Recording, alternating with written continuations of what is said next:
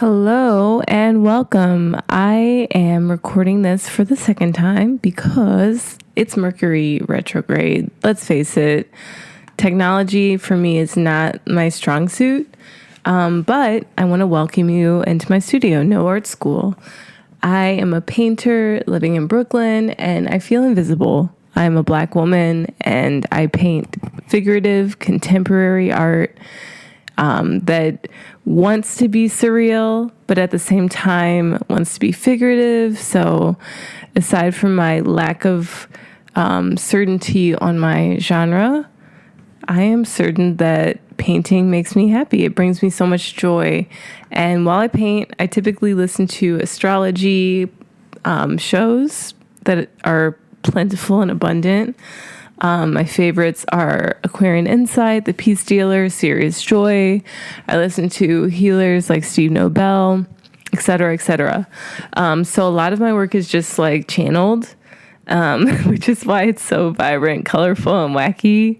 And this one that I'm working on now is called Regression Tea. In the upper right corner, I'll do facing the screen. There's a woman who's strolling and she's like dressed in Victorian era clothing. And there's a woman in the front who is mimicking Le Déjeuner sur l'herbe by Monet of 1863.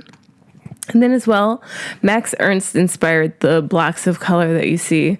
I'm very fortunate to have a library of art books at Trestle Art Space that allow for me to kind of like dive into the art history classes that I never took. I studied philosophy and religion in school, and actually when I moved to New York is when I started painting. And it's been a fun journey. Self-teaching is a lot. You can see some of my inspirations behind the current work that you see. There's like a watercolor image with some funny shapes, a painting of a cake that's to be completed. Still working on that one, but I'm inspired a lot by artists. A lot of them don't have paintings, like beautiful depictions of people of color. I've seen a few paintings, but like the people of color always seem to be like either disempowered in the background. They just don't have the sense of regality, if that's a word, that I hope to embody by showing that we exist. I exist. I am. I paint, therefore I am. And a little bit of backstory about me. So I've worked in hospitality since I moved to New York. I wanted to make films. And I'm kind of putting the pieces of the puzzle together now. I'm making art films in a way that's like content for YouTube. But I was convinced I was going to, be working in films, directing one day, and I started working in hospitality after doing that. After my bubble burst, I was working for a completely instructive teacher to how to have boundaries. He was someone who I met on Craigslist. Needless to say, he taught me a lot about how to value myself and what I needed. And it ended up being, I needed a consistent paycheck. I had to learn a lot of lessons moving to New York, but one of them was that I'm really good at smiling and chatting with people. I'm from the Midwest, from St. Louis, Missouri, originally. And I really can get down with talking to people. I had a few really fun jobs, a few really not so fun jobs. And at the end of December, I decided in a soft way that I wasn't going to work in hospitality again. It didn't really occur to me until maybe that like full moon in Capricorn or full moon in Cancer in January of 2020, and like moving into February and now it's March, I have not found any work that I could be happy with. Like I've interviewed at a few places, some were led to offers, some did not. But ultimately, it showed me that I'm tired of being an option for other people. I've been working, oh, yes, here I go, comparing me to my work. A lot of my work are self-portraits, by the way. But I've been working so hard and developing a lot of skills, and I just want to be taken for who I am. And whether or not that means that I'll have a paycheck to hold to my name, will depend on the next few weeks. I just have dreams that my work matters enough to other people for them to collect it and add it to their own home galleries. But this piece is taking a lot of work because I'm wanting to build these layers, and at the same time I want the colors to feel right. And what I got going on now is really fun, and that took a little bit of revision. Oh, here I go. Dance break. Dance break in the studio. I said dance break in the studio. Yeah. Yeah, you might get a lot of the singing. I have Leo in my 5th house, and I like to sing, even if it's not good to some people. To others, it's great. Yeah, but where do I go from here? Oh, so I've had many no's, several interviews, several offers, several no callbacks, as in my last interview where I interviewed for a kickboxing gym, and I was not called back, which is A-okay because I needed that class. They gave me a free class, and that was their way of assessing my fitness levels, and I was not fit enough for this gym. But it's okay because it kind of, I'm being shown what I need right now. And I have a studio. I'm signed on a contract to the end of June, maybe. And honestly, I'm scared. I don't know how I'm going to pay my rent in about 2 months. I have enough saved. My partner's helping me. He believes in me. He's supportive. He's like, just make art. You're an artist. And it's great. But at the same time, it makes me feel very invalid because I have a lot of privilege and I feel like an imposter. Dun, dun, dun! Imposter syndrome 101, baby. But yeah, I'm working through that. I'm trying to value my skills more because I am self-taught.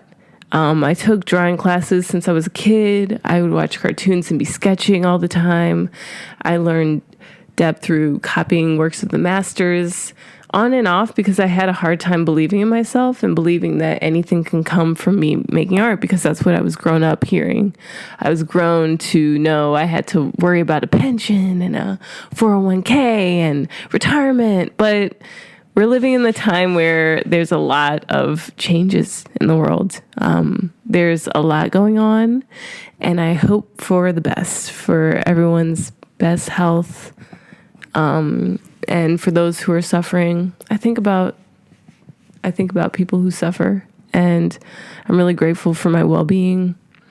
And I just hope that in some way someone's touched by my art who maybe isn't able to paint or would like to create, because I truly do believe that everyone has the capacity to create art. Certain tools are more accessible to more people than others.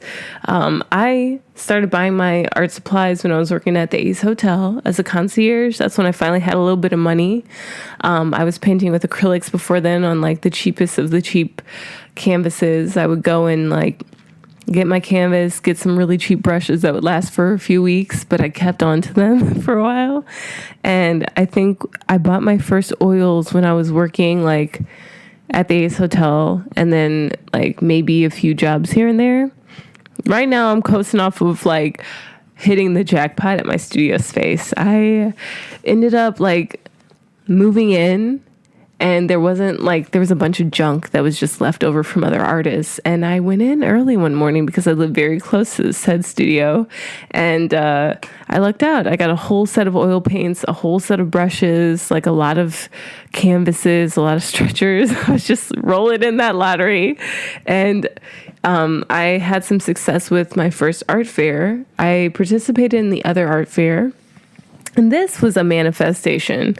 I also took an art trip that lasted a few months in 2018 to 19.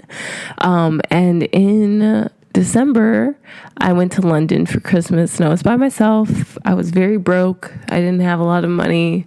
I think my family was helping me here and there. I was paying off a loan while I was traveling, a lot of efforting, a lot of Saturnian lessons happening when I was 27.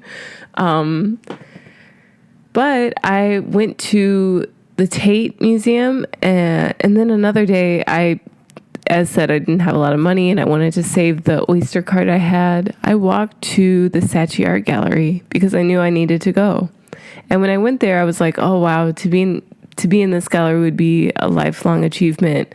And even though they're not directly affiliated, it's like a friend's connection. The other art fair is hosted by Saatchi Gallery. Their name is like attached to it. And I have a lot of works on their platform, and getting into that fair was really scary, really big. Like I was working full time. I couldn't get off of work. So getting to the fair was like, it was hard. But on the last day of the fair, I had my usual 4:30 a.m. to 2:30 p.m. shift. I got out early. I went home and I grabbed all of the small pieces of art that an artist who was across from me, he advised me to do. And I tell you, all of those pieces sold on the last day of the fair.